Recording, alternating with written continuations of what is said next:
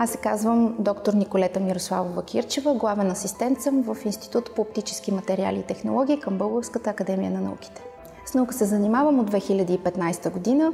Тогава защитих магистърска степен в факултета по химия и фармация, написвайки дипломна работа при професор Тодор Дудев. Изключително съм доволна, че имах възможност да работя с този човек и в момента продължаваме своята съвместна работа.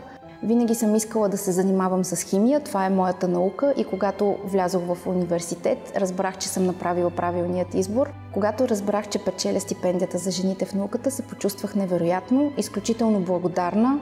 За мен това е едно изключително признание и съм много благодарна на организаторите, въобще, че дават възможност на нас, жените учени, да кандидатстваме. Първият човек, с когото споделих за спечелената награда, беше моят съпруг, който винаги е до мен и ме подкрепя.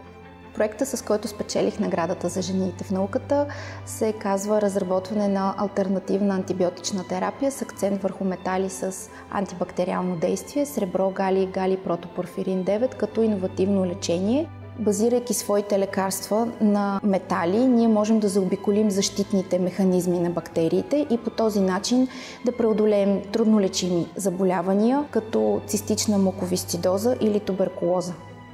На всички млади момичета, които тепърва обмислят да се занимават с наука, бих им дала много кураж, бих ги посъветвала винаги да вярват в себе си, да отстояват своята позиция, да бъдат изключително любознателни и мотивирани и да не се предават пред нищо.